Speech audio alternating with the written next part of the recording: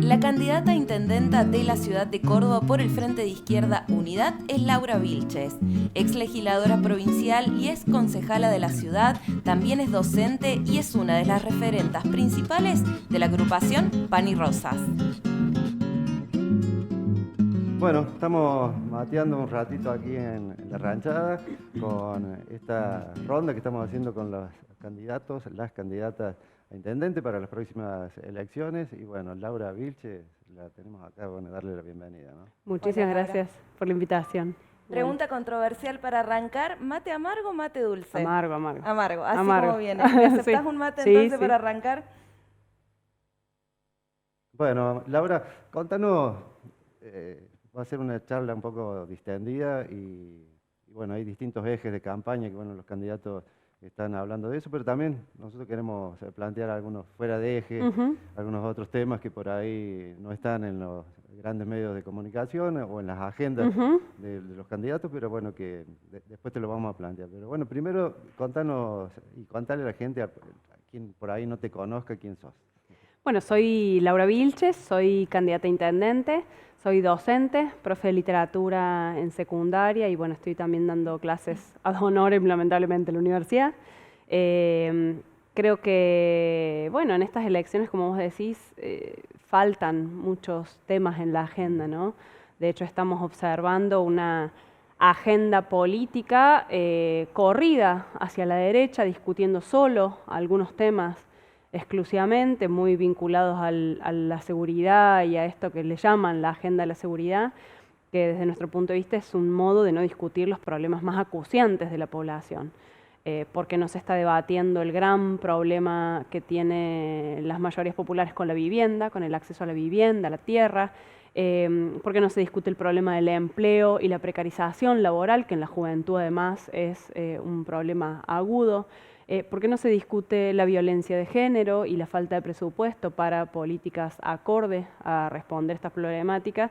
Y creo que un poco esa agenda corrida a la derecha es justamente para obviar esto que requiere mayor profundidad y sobre todo que requiere poner en discusión hacia qué sectores están dirigidas las políticas de gobierno. Y vemos una agenda Juntos por el Cambio, en la que el macrismo tiene una pata no solo en el propio de Loredo, de la UCR, sino también en el Zucaría del PRO, y que quienes se dicen opositores, como Pacerini y el PJ cordobés, tienen al macrismo también en la fórmula, ¿no? Con Javier Preto, que es presidente del PRO ahí. Entonces nos parece que estas dos grandes colisiones políticas, que son las que han venido gobernando durante estos años la ciudad y nos dejan en la situación en la que estamos, están discutiendo propuestas para responder a los intereses de los grandes negociados de la ciudad, que no son otros que el de la especulación inmobiliaria, las grandes multinacionales que hay en la ciudad como Coca-Cola, Arcor Bagley, las automotrices, las autopartistas o los negociados vinculados a servicios públicos como el transporte o la recolección de residuos. Bueno, la izquierda y desde mi lugar como trabajadora y como parte de la familia laburante en Córdoba, estamos discutiendo esta otra agenda que creemos que es urgente. Laura, vos decías al principio y bien que el tema de la seguridad, ¿no? Parece que es el gran tema que tiene que resolver el próximo intendente. ¿Por qué crees que el tema de la seguridad es el eje central? ¿Porque es un tema que le preocupa a la sociedad o porque, como decís vos, a lo mejor lo está instalando desde la derecha? No, yo creo que hay una preocupación importante porque no es que, digamos, hay una situación del delito pequeño, sobre todo, ¿no? El delito contra la propiedad, que es parte de la situación que existe. Ahora, de lo que sí estoy convencida es que no se resuelve con más policías en las calles, que es la propuesta que hace todos los partidos. De hecho, discuten si la policía municipal, exacto, si la traspasan, etcétera. El propio gobierno de Schiaretti y de la Sota sucesivamente han aumentado la cantidad de efectivos policiales y, sin embargo, el delito no disminuye. Y lo que sí aumenta es el gran delito organizado del que la propia policía es parte, como el delito del narcotráfico, los desarmaderos, la trata de personas. sin ir más lejos, logramos recientemente un fallo contra Eduardo Garzúzi, un ex miembro de la Policía Provincial, de la Justicia Provincial, que está implicado en una causa de trata, está acusado por una causa de trata y condenado, y las relaciones entre la Policía Provincial y estos sujetos quedó demostrada en ese juicio. La policía hablaba, los miembros de la fuerza que intervienen en un operativo hablaban como panchos amigos con este personaje. Bueno, es ese el gran delito en todo caso que hay que discutir para nosotros, y frente al problema de la desigualdad social que aumenta, la respuesta no puede ser mayor fuerza policial, que además está implicada en los casos de gatillo fácil y toda la violencia policial en los barrios populares, sino garantizar derechos. Nos parece que lo que hay que hacer es garantizar derecho al trabajo, a la educación, a la salud, a la vivienda. Y esto, cierro con esto, no me parece que mirar la agenda nacional, bueno, a nivel nacional también se está haciendo un debate sobre el uso de la fuerza para poner orden. Los spots de Patricia Bullrich o Gerardo Morales, que acaba de reprimir brutalmente en Jujuy y viene de querer limitar el derecho a la protesta, están haciendo una campaña para criminalizar a todos los sectores que salgan a pelear por sus derechos.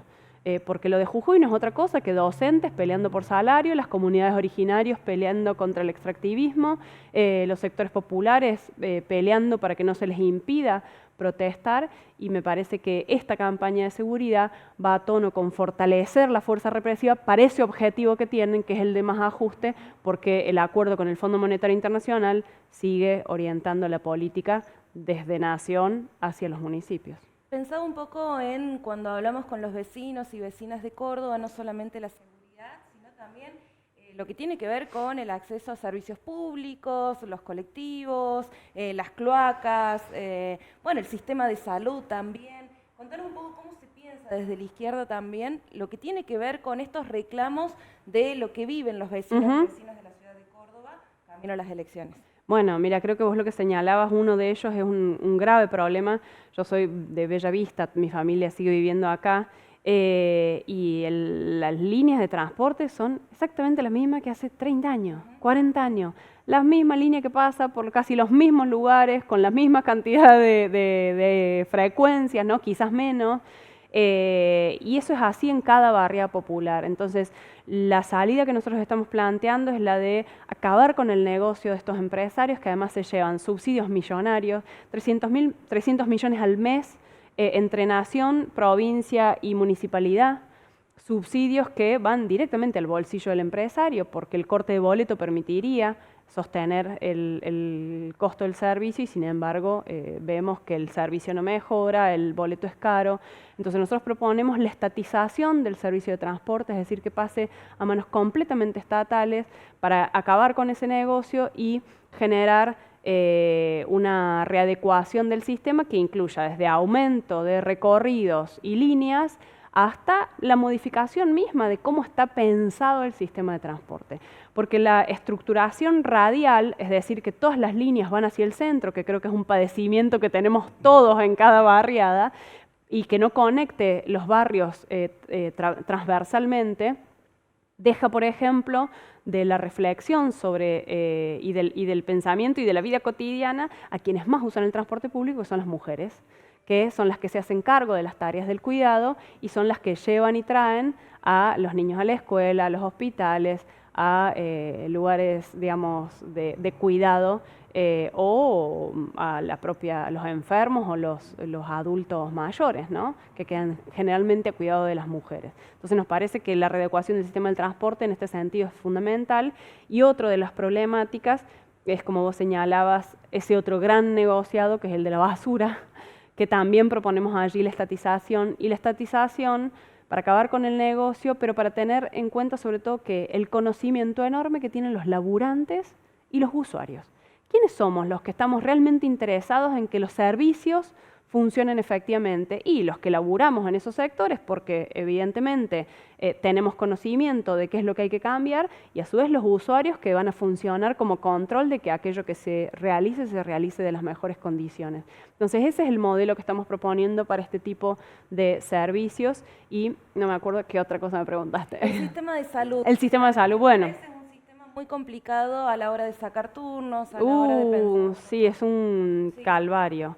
Me acuerdo de lo que me cuentan hace unos días los compañeros y compañeras de Nuestro Hogar 3, que es uno de los barrios en los cuales estuvimos haciendo recorridas, de la imposibilidad de los turnos, de lo que significa inclusive no poder acceder a cuestiones de salud que son elementales y sin embargo parece que para la población pobre no cuentan como problemas de salud, salud bucal, es decir, salud odontológica, salud mental, ¿no?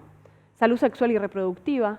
Es decir, son las grandes problemáticas de las barriadas populares que no están resueltas, y eso es porque falta personal, faltan recursos y falta aparatología e instrumentología para justamente responder a estas necesidades. Entonces, de ya que cuando nosotros planteamos esto de afectar determinadas ganancias y sectores para responder a estas necesidades, nos referimos a de dónde sacamos el presupuesto para que vaya a salud y educación. Y ahí estamos proponiendo aspectos de una reforma tributaria que tiene que ver con gravar con mayores impuestos a quienes más se han enriquecido durante todos estos años. Y en ese sentido entran las grandes superficies comerciales, que además especulan, recién hablábamos del precio de los alimentos, ¿no? Fuera de cámara, la especulación que hay sobre los alimentos y los bienes de consumo de la canasta básica es brutal.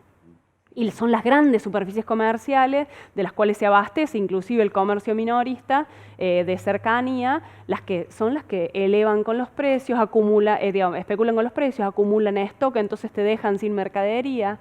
Entonces allí proponemos gravar con mayores impuestos, con mayores tasas municipales, lo mismo las grandes multinacionales como las que mencionábamos recién, y desde nuestro punto de vista hay que acabar con algunas exhibiciones impositivas de sectores que están haciendo un uso lucrativo de inmuebles y terrenos, y me estoy refiriendo exclusivamente a las instituciones como la Iglesia Católica, que en respeto de la religión y de las creencias, digamos, no es eso lo que está entrando en discusión, para aclararlo por si hiciera falta, sino como una institución que tiene recursos, está utilizando exhibiciones impositivas que después todos los vecinos tenemos que pagar. Entonces allí proponemos acabar con esas exhibiciones impositivas de estos sectores que tienen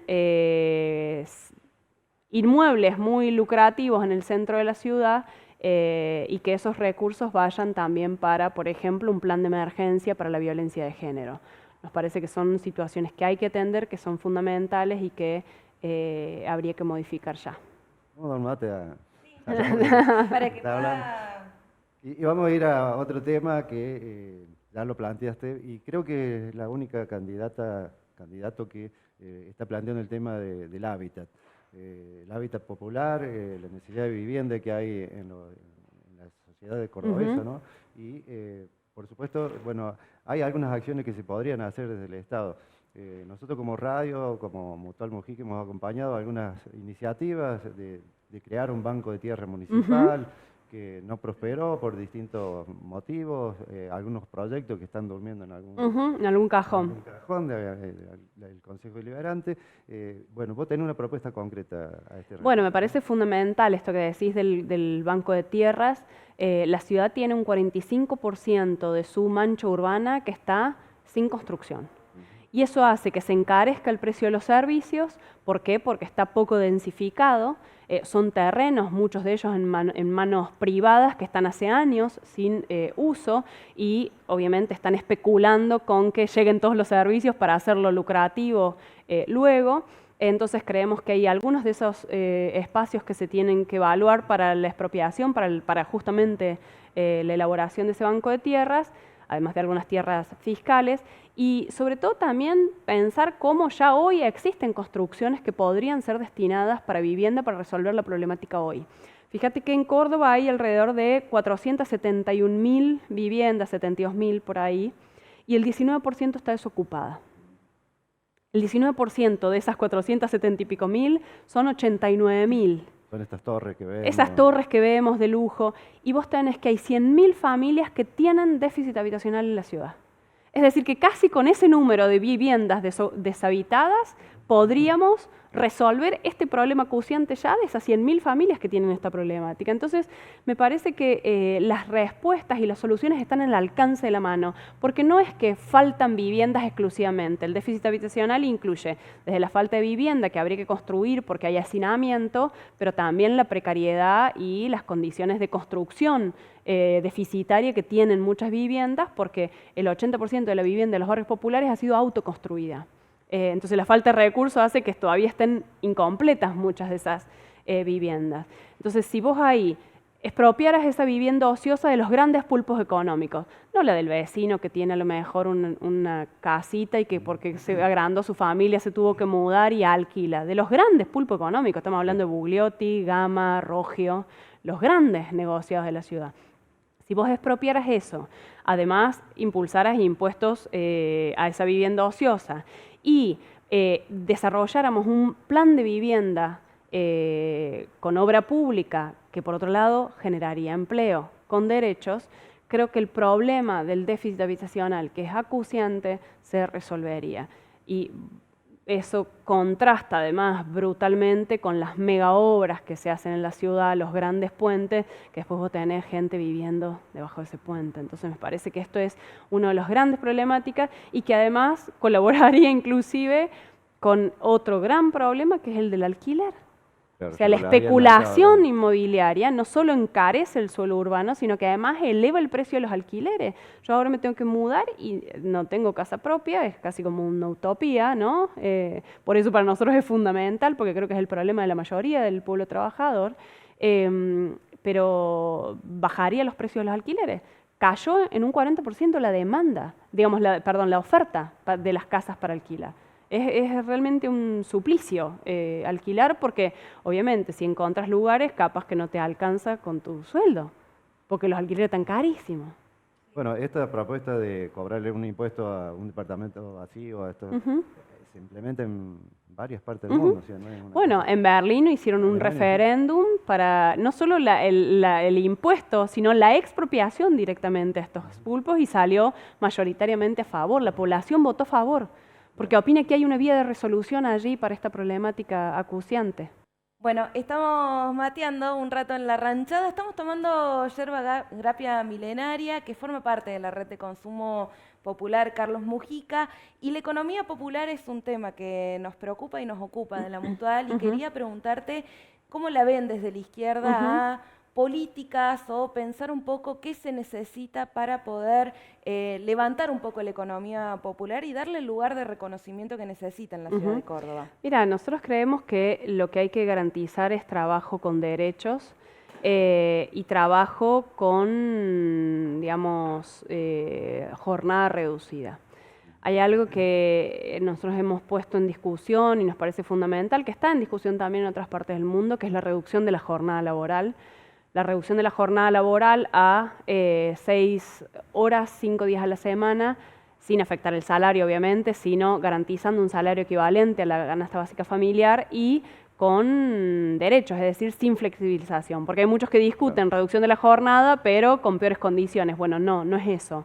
Y eso creo que es algo que diferencia la propuesta de la izquierda. Y nos parece que esto es importante porque la economía popular creo que es parte de la situación de informalidad de muchos sectores, en la que trabajan muchos sectores, y de algo que se ha ido naturalizando como una especie de dualización de la clase trabajadora. Entonces hay un sector que tiene derechos conquistados que de hecho ahora los quieren atacar. Esto de un Pichetto diciendo cómo puede ser que haya convenios colectivos de la década del 70 que todavía están vigentes. Y esos convenios colectivos son los que tienen derecho. Derecho a la jubilación, a vacaciones, a licencia por enfermedad o maternidad o paternidad. Bueno, entonces nos parece fundamental defender esos derechos y que esos derechos además sean conquista del conjunto de la clase trabajadora. Entonces en ese sentido creemos que la reducción de la jornada laboral, empezando por las principales multinacionales a nivel nacional, multinacionales como las que mencionaba, que están aquí en Córdoba, alimentación, automotrices, pero también podrías pensar en las grandes, no sé, fábricas de autopartes, en el caso de FAT, estoy pensando en algunos ejemplos para mencionar. Nosotros hicimos un estudio de que si vos afectaras las ganancias de las 12.000 principales empresas, que son las multimillonarias, es decir, las que se llevaron la torta y nadie puede decir, ay no, pobrecitas, van a quebrar, resolverías el problema de generación de 1 millón de puestos de trabajo. 1 millón de puestos de trabajo con jornada de 6 horas, con 5 días a la semana, con salario equivalente a la canasta familiar y con derechos, es decir, sin flexibilización. Bueno, con esas condiciones me parece que estaríamos mucho mejor y la situación de la economía popular también sería mejor. ¿Por qué? Porque inclusive yo creo que hay mucho de autoexplotación y de un esfuerzo enorme que hace la economía popular para tratar de competir de algún modo con condiciones que un sistema capitalista impone, que es la de la competencia feroz. Entonces nos parece que eso es importante y además porque en esa falta o en esas jornadas extendidas y en la flexibilización, lo que está quedando fuera es el tiempo libre para el disfrute de la vida que nos merecemos. Y me parece que esto es central, que es otro de los debates que no existen. Tenemos tiempo al disfrute, tenemos derecho al disfrute, necesitamos tiempo para gozar de esta vida que tenemos, para poder estar con la familia, para poder estar con amigos, para poder ir al cine, hacer deporte, practicar danza, teatro, no sé, lo que cada quien tenga ganas de hacer. Y me parece que eso es central y en particular para la juventud, porque creo que una de las formas inclusive de pensar que tiene que haber no solo derechos, sino otro mundo posible para esa juventud, resolvería muchos otros problemas, entre ellos, por ejemplo, los de salud mental o problemas de consumos conflictivos o consumos adictivos. Creo que hay una apuesta central, por lo menos que nosotros estamos haciendo, porque hay derecho al ocio y no puede ser que sigamos teniendo, primero, una de las jornadas laborales más extensas a nivel mundial, que es la de 48 horas semanales. Segundo, que esa jornada sea una conquista de 1929, es decir, casi 100 años, y que habiendo un desarrollo de la tecnología tal como el que hemos observado, que además se potenció con la pandemia, todavía esa tecnología no esté puesta al servicio de la reducción de la jornada y de facilitar el trabajo que hacemos y no de usarlo para aumentar la explotación y los ritmos y la flexibilización laboral. Entonces esto nos parece central y desde ya que para todos los trabajadores de la economía popular tendrían que tener garantizado salario igual a la canasta familiar, que en el caso de las empresas recuperadas o los emprendimientos haya privilegio para, por ejemplo, la contratación para las obras del Estado, entre otras medidas que habría que implementar urgente. Sobre todo cuando los trabajadores y las trabajadoras muestran una perspectiva, primero de que se puede trabajar sin patrón, que me parece fundamental, porque permanentemente nos convencen de que sin el patrón no hay nadie que trabaje cuando somos nosotros, lo que todos los días nos levantamos a las 6 de la mañana, vamos a los lugares productivos, hacemos trabajar la circulación de las mercancías. Entonces, creo que eso es fundamental. Ahora, un tema que evidenció la pandemia también, que mencionabas vos recién, tiene que ver con el acceso a la conectividad en los barrios populares, que es una problemática que por ahí a lo mejor se podría resolver con alguna acción desde la municipalidad.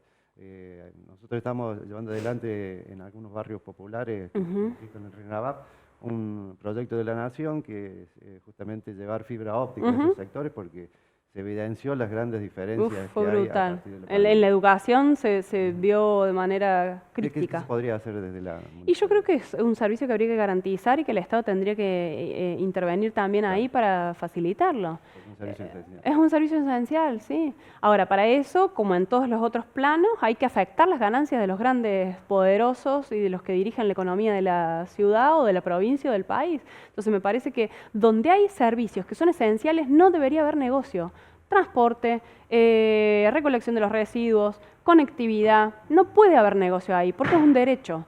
Entonces allí es donde nosotros somos radicales en el planteo y son cuestiones que tendría que garantizar el Estado a partir de sacar los recursos de quienes más tienen, de quienes más se han enriquecido durante todas estas décadas. Pensaba también en lo que tiene que ver con la sostenibilidad de los medios comunitarios, cooperativos, alternativos, y que cuesta mucho poder acceder a una pauta. Sí, sobre todo sin pauta oficial. Sí. Claro, pensando en la municipalidad, hemos presentado a través de diferentes organizaciones proyectos para el reconocimiento de la pauta o tal vez para pensar en cómo podemos sostener estos medios barriales, cooperativos. ¿Se puede pensar desde la izquierda también una propuesta para la sostenibilidad de este tipo de medios comunitarios? Sí, yo creo totalmente. Yo creo que hay que elaborarlo. Desde ya estoy a disposición en el caso de que entremos al Consejo Deliberante, que estamos peleando por eso, porque me parece que son esas las voces las que tienen que estar presentes en esos recintos, que además hoy lo vemos agravado por la mayoría automática que saca la fuerza que gana la Intendencia, entonces nos parece fundamental. Y desde ya que nosotros hemos sido también muy críticos de la forma en la que funcionan y se gestionan los medios, porque todos los recursos de la pauta oficial o de los grandes empresarios van a los medios hegemónicos. En nuestro caso, con La Izquierda Diario, inclusive también hemos dado una pelea. Lo que sí creo es que hay que pensar formas de que el Estado garantice, más allá de la pauta, ¿no?, garantice la accesibilidad a las redes, a las señales, al equipamiento, que pudiera haber créditos inclusive para mejorar la tecnología y el equipamiento de un medio que cuesta su moneda, ¿no? Lo sabemos, lo que cuesta comprar una cámara, actualizar una lente, ¿no? Entonces eso nos parece fundamental. Y desde ya que en caso de la pauta se tiene que distribuir de manera equitativa. Esa era una gran pelea, ¿no? Es una gran pelea. Una gran pelea. Sí. Bueno, estamos como ya agradeciéndote, Laura, por esta a visita, ustedes. por este momentito. Y bueno, desearte toda la suerte y bueno, te dejamos lo que quieras decirle a la gente, a la audiencia de La Rancha. Muchísimas gracias por la invitación, por este tiempo para poder explicarnos. Creo que en esta situación, como mencionamos, donde pareciera que hay una polarización, ¿no?, que se presentan como dos únicas alternativas, nosotros creemos que no, que a pesar de que se presenten como dos alternativas, sostienen el mismo modelo que es este describíamos, de una ciudad para ricos con trabajadores pobres, y la izquierda se propone ser una voz en ese Consejo Deliberante, y no solo en el Consejo Deliberante, sino además fortalecer las luchas que vamos a dar, porque nuestra fuerza está en la calle. Por eso hay tanto encono con atacar la posibilidad de que salgamos a las calles, y eso nos parece fundamental porque nuestra fortaleza como mayorías sociales está allí, así que bueno, esas bancas estarán al servicio de las luchas y de elevar nuestros reclamos. Gracias, Laura.